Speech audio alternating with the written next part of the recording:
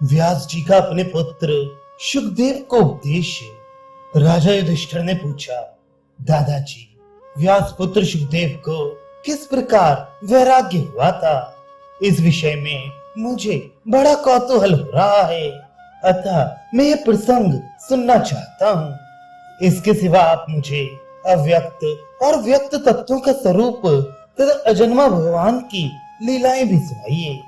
भीष्म जी बोले, राज, पुत्र शुकदेव को सर्वथा निर्भय और सामान्य पुरुषों का सा आचरण करते देखकर श्री व्यास जी ने उन्हें संपूर्ण वेदों का अध्ययन कराया और फिर ये उपदेश दिया, बेटा, तुम सर्वदा जितेंद्रिय रहकर धर्म का सेवन करो। गर्मी सर्दी और भूख प्यास को सहन करते हुए प्राणों पर विजय प्राप्त करो। सत्य, सरलता, अक्रोध, अदोष दर्शन, जितेंद्रियता, तपस्या, सरलता, अहिंसा और अक्रूरता आदि धर्मों का विधिवत पालन करो। सत्य पर डटे रहो तथा सब प्रकार की कुटिलता छोड़कर धर्म में अनुराग करो। देवता और अतिथियों का सत्कार करके जो अन्न बचे उसी से अपने प्राणों की रक्षा करो। देखो बेटा, ये शरीर जल के फेन की तरह क्षणभंगुर है। इसमें जीव पक्षी की तरह बसा हुआ है और ये प्रियजनों का सहवास भी सदा रहने वाला नहीं है। फिर भी तुम क्यों सोए पड़े हो? तुम्हारे शत्रु सर्वदा सावधान जगे हुए और तुम्हारे छिद्रों को देखने में लगे हुए हैं, परंतु तुम्हें बच्चों की तरह कुछ होश ही नहीं है। दिन बीते जा रहे हैं और तुम्हारी आयु भी प्रतिदिन क्षीण हो रही है। इस तरह जीवन समाप्त हो रहा है, फिर भी तुम सावधान नहीं होते। नास्तिक लोग परलोक संबंधी कार्यों की ओर से तो सोए पड़े रहते हैं। वे सर्वदा मांस और रक्त को बढ़ाने वाले संसारी धंधों में ही लगे रहते हैं। जो बुद्धि के व्यामोह में डूबे हुए पुरुष धर्म से द्वेष करते हैं और सदा कुपथ में ही चलते हैं, उनके अनुयायियों को भी दुख भोगना पड़ता है। इसलिए जो धर्म बल से संपन्न महापुरुष संतुष्ट और श्रुति परायण रहकर सर्वदा धर्म पथ पर ही आरूढ़ रहते हैं, तुम तो उन्हीं की सेवा करो और उन्हीं से अपना कर्तव्य पूछो। उन धर्मदर्शी विद्वानों का मत मालूम करके तुम अपनी श्रेष्ठ बुद्धि से अपने कुपथगामी मन को काबू में करो, जिनके केवल वर्तमान सुख पर ही दृष्टि रहती है। उसका भावी परिणाम जिनके लिए बहुत दूर है और जिन्हें किसी प्रकार का भय नहीं है, वे सर्वभक्षी बुद्धिहीन पुरुष कर्तव्य अकर्तव्य को नहीं देख पाते। तुम धर्म रूप सीढ़ी के पास पहुंचकर धीरे धीरे उस पर चढ़ते जाओ। यदि तुम रेशम के कीड़े की तरह अपने को वासनाओं से लपेटते रहोगे तो कभी चेत नहीं सकोगे। जो नास्तिक और धर्म मर्यादा को भंग करने वाला हो, उस पुरुष को तुम निशंक होकर उखाड़े हुए बांस की तरह त्याग दो। काम, क्रोध, मृत्यु और जिसमें 5 इंद्रिय रूप जल भरा हुआ है, ऐसी विषय आशा रूप नदी को तुम सात्विकी धृति रूपी नौका पर चढ़कर पार कर लो और इस प्रकार जन्म रूप दुर्गम पथ से पार हो जाओ। सारा संसार मृत्यु से व्याप्त और वृद्धावस्था से परिपीड़ित है। इसे तुम धर्ममयी नौका पर चढ़कर पार कर लो। मनुष्य बैठा हो अथवा सो रहा हो, मृत्यु से खोज ही लेती है। इस प्रकार जब मृत्यु अकस्मात तुम्हारा नाश करने वाली है तो तुम चैन से कैसे बैठे हो?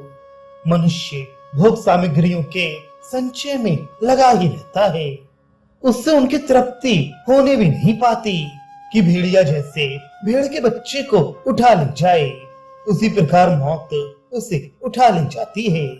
यदि तुम्हें इस संसार रूप अंधकार में प्रवेश करना है तो हाथ में धर्म बुद्धि रूप प्रज्वलित दीपक ले लो। जीव को अनेकों योनियों में जाते जाते जैसे तैसे मानव योनि में आकर यह ब्राह्मण शरीर मिलता है। इसलिए बेटा, इसे सफल करना चाहिए। ब्राह्मण का शरीर भोगने के लिए नहीं होता, उसे यहाँ तपस्या का क्लेश सहने के लिए और मरने पर अनंत सुख भोगने के लिए रचा गया है। ब्राह्मण शरीर बहुत समय तक तपस्या करने पर मिलता है। वह मिल जाए तो विषय अनुराग में फंसकर उसे बर्बाद नहीं करना चाहिए, बल्कि सर्वदा स्वाध्याय, तपस्या और इंद्रिय निग्रह में तत्पर रहकर कुशल कर्मों में लगा रहना चाहिए। मनुष्य का आयु रूप घोड़ा दौड़ा चला जा रहा है।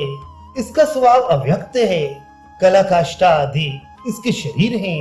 इसका स्वरूप अत्यंत सूक्ष्म है। क्षण, तुटी, निमेष आदि इसके रोम हैं।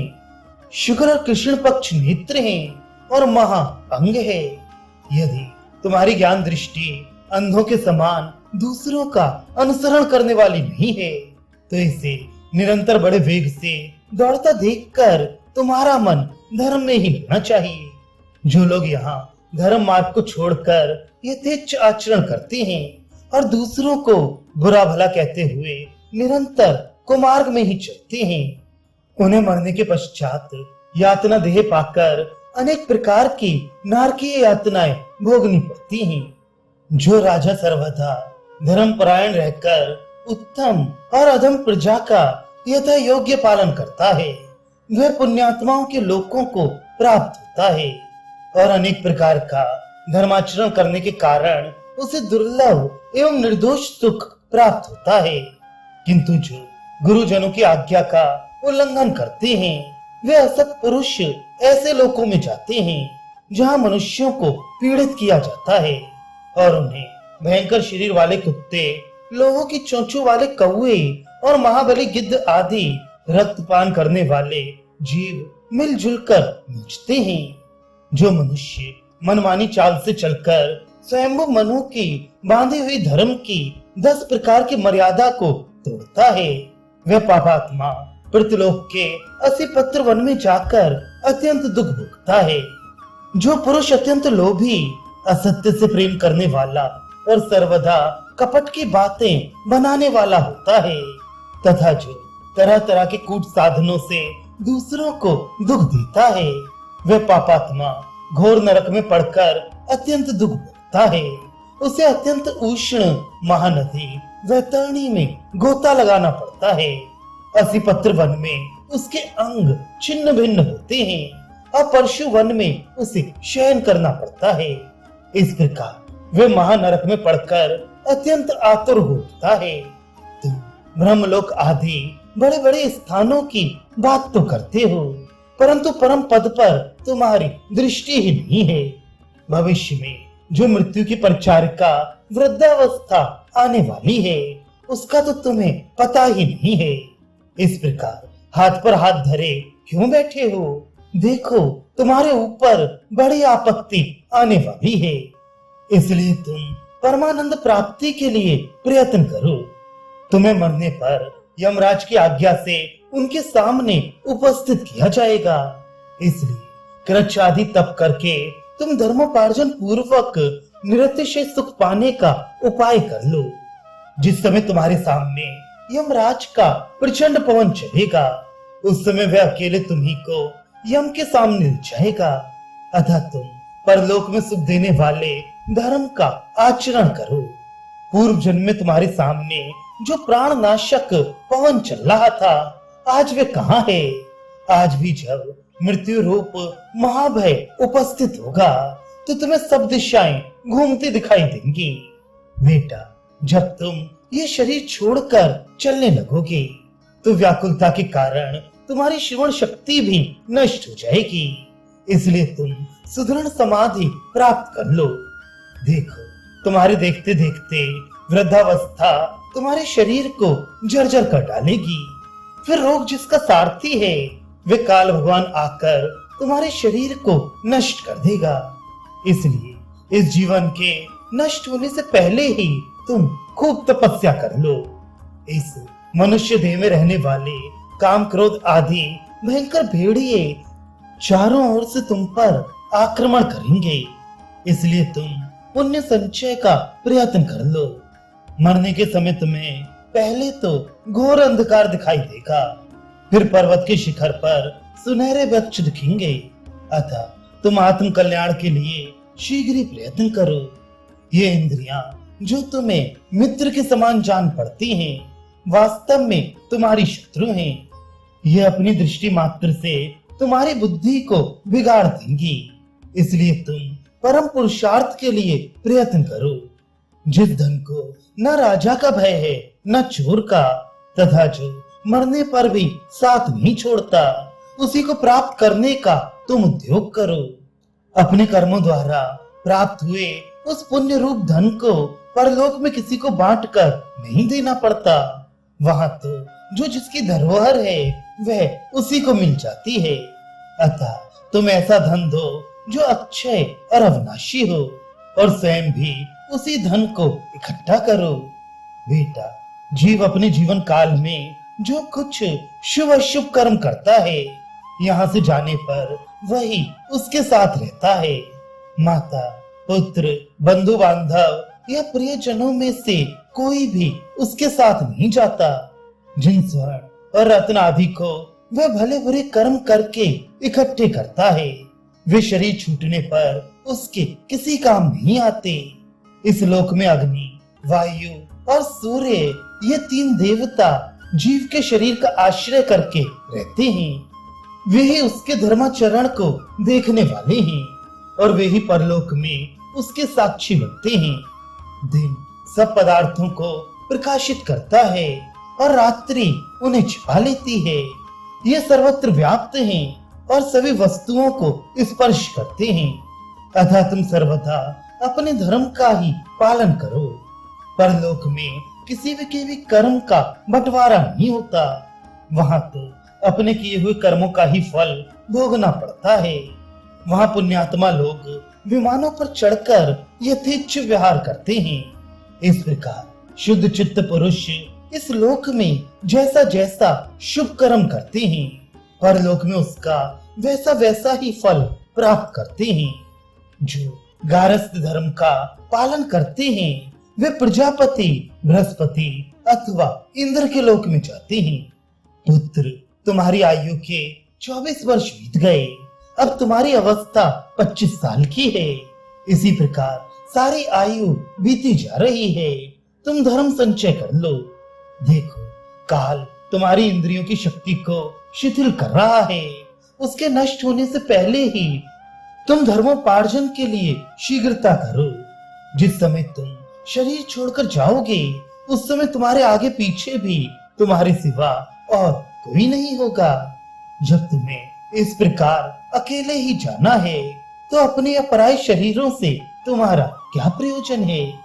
बेटा, मैंने अपने शास्त्र ज्ञान और अनुमान के द्वारा तुम्हें इस समय जो उपदेश दिया है, तुम उसी के अनुसार आचरण करो।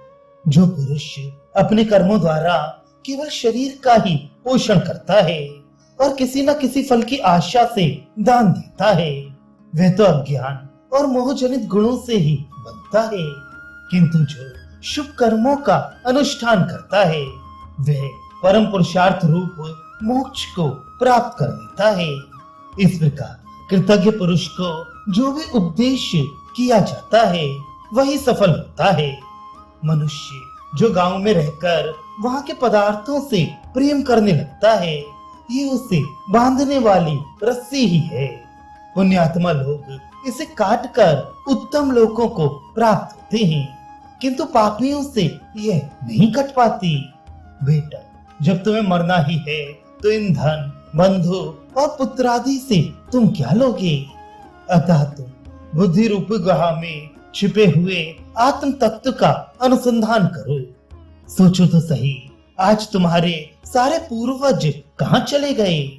जो काम कल करना हो उसे आज कर देना चाहिए, और जो दोपहर बाद करना हो उसे सवेरे ही कर डालना चाहिए, क्योंकि मौत ये नहीं देखती कि अभी इसका काम पूरा हुआ है या नहीं। जब मनुष्य मर जाता है, तो सब सगे संबंधी और जाति वाले शमशान तक साथ जाकर इसे अग्नि में झोंक कर लौट आते हैं। अतः तुम परम तत्व की प्राप्ति के इच्छुक बनो, तथा प्रमाद और संशय को त्याग कर नास्तिक, निर्दय और पाप बुद्धि में स्थित पुरुषों को बाएं रखो। कभी भूल कर भी उनका साथ मत दो। इस प्रकार जो सारा संसार काल के अधीन है और उसके पंजे में पड़कर दुख भोग रहा है, तो तुम अत्यंत धैर्य धारण कर सब प्रकार धर्म का आचरण करो। जो पुरुष परमात्मा के साक्षात्कार के इस साधन को अच्छी तरह जानता है, वे इस लोक में स्वधर्म का पूर्णतः साधन कर परलोक में सुख भोगता है। जो धर्म मार्ग का ठीक ठीक अनुसरण करता है, उसे कभी हानि नहीं होती। जो धर्म की वृद्धि करता है वही पंडित है, और जो धर्म से च्युत होता है वह मोहग्रस्त है। जो पुरुष स्वधर्म का आचरण करता है, वह अपने कर्म के अनुसार फल पाता है। इस प्रकार जो धर्म का पारगामी है, वह स्वर्ग पाता है, और जो कर्तव्यच्युत हो जाता है, उसे नरक में गिरना पड़ता है।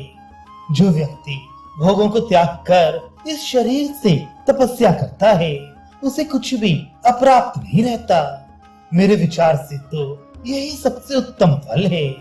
इस संसार में तुम्हारे हजारों माँ बाप और सैकड़ों स्त्री पुत्र आदि हो चुके हैं और आगे भी होंगे, परंतु वास्तव में किसके वे और किसके हम? मैं तो अकेला ही हूँ, मेरा कोई नहीं है, और ना मैं ही किसी दूसरे का हूँ। ऐसा तो मुझे कोई भी दिखाई नहीं देता जिसका मैं हूँ अथवा जो मेरा हो।